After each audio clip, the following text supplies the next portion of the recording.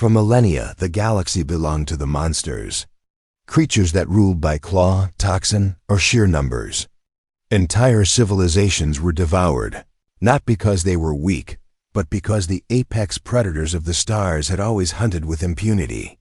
They were unstoppable, unchallenged, untouchable. The Drival, the Molkrith, the Uruks, names that made empires tremble.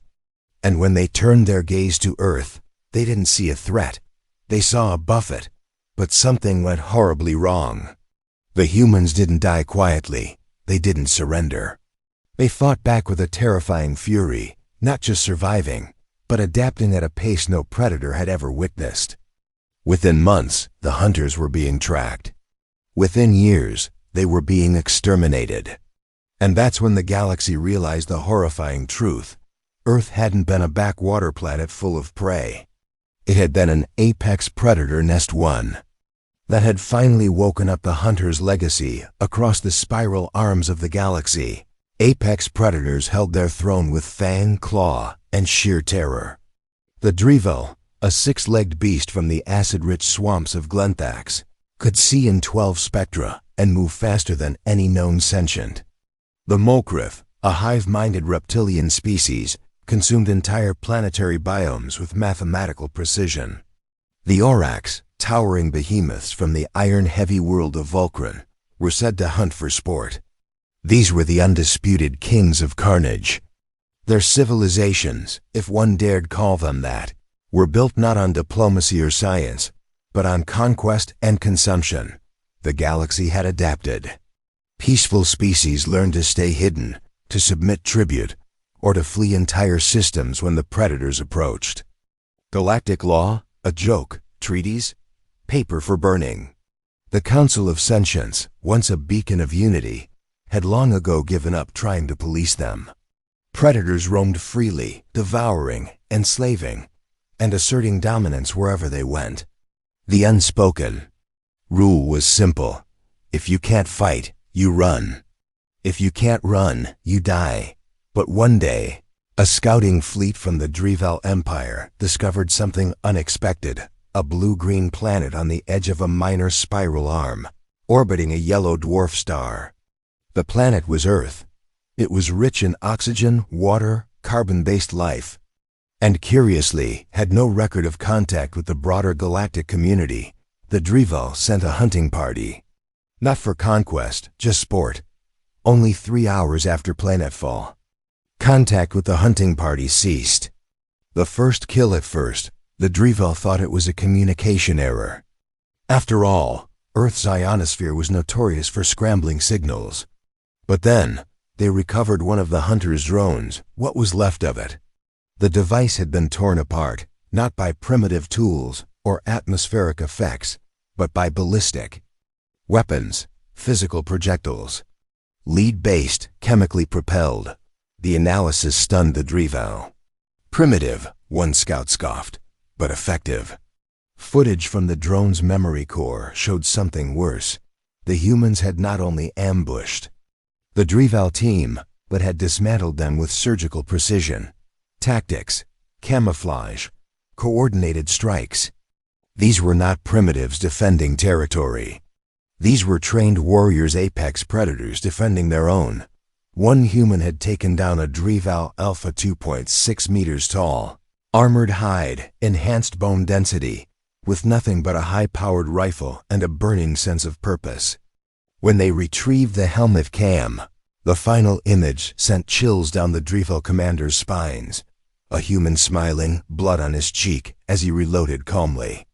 The Council's blind spot back in the heart of the galaxy, the Council of Sentience, received an emergency summit request. It came not from the usual diplomatic channels, but from the Molkrith swarm priest caste, a rare act of desperation. Their colonies on a newly charted world had vanished. No distress call, no resistance message, just silence. What world? The Korthian ambassador asked. The priest's antennae trembled. Sol 3, local name, Earth. Council members scoffed. Earth had long been catalogued as a Class 12 death world, unstable climate, hyper-aggressive biosphere, constant tectonic motion, It was assumed to be uninhabited by intelligent life. But that was a clerical error. No formal expedition had verified Earth's status in over 1,000 galactic cycles. The Council dispatched an observer team. It never returned.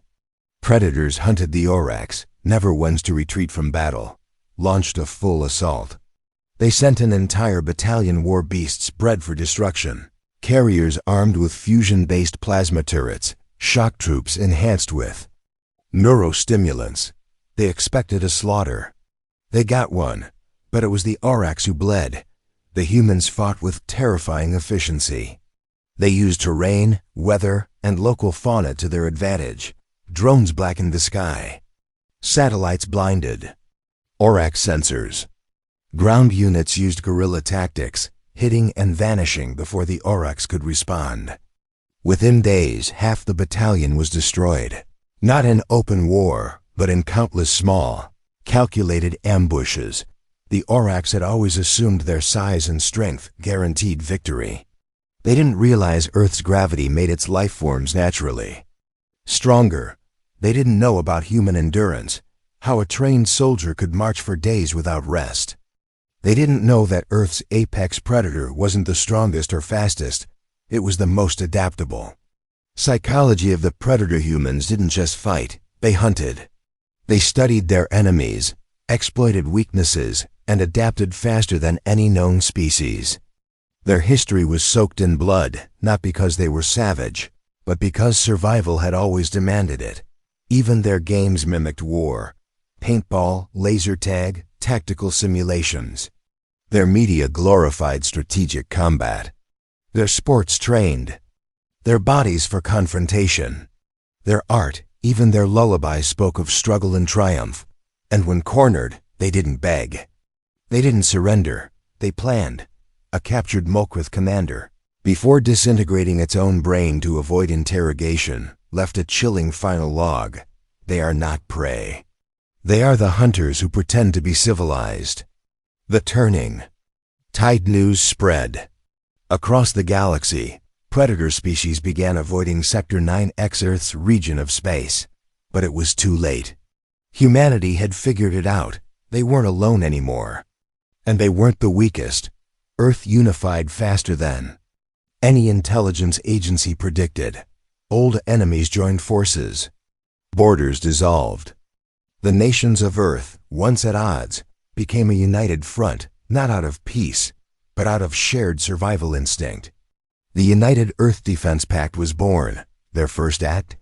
To launch a retaliatory expedition. Not of conquest, but of deterrence. Within 6 years, human vessels armored with reinforced titanium ceramic hulls and powered by compact fusion drives appeared in Drevel, Molkrith, and Orax territory. They didn't fire. They didn't threaten. They simply parked in orbit and waited. The message was clear. We're watching now. The apex mirror for the first time. The apex predators of the galaxy felt what their victims had felt for centuries: fear. Not of extinction, but of relevance. Humanity wasn't just a fluke of evolution. They were the culmination of struggle. A species forged by a world that never gave them a moment's peace. Earth had ice ages, supervolcanoes, asteroid impacts, mass extinctions, plagues, and endless war. It wasn't a cradle, it was a crucible. And humans didn't just survive it. They conquered it. And now, they had turned their attention outward.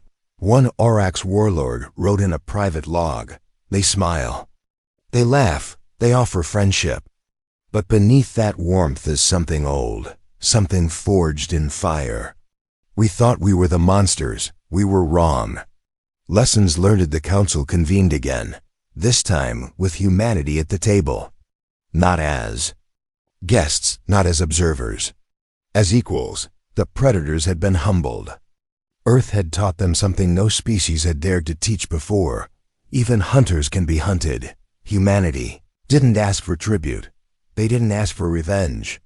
Instead, they offered knowledge, technology, and security. But everyone understood the unspoken terms: respect us, or risk everything. In just 1 decade, Earth went from galactic myth to keystone player.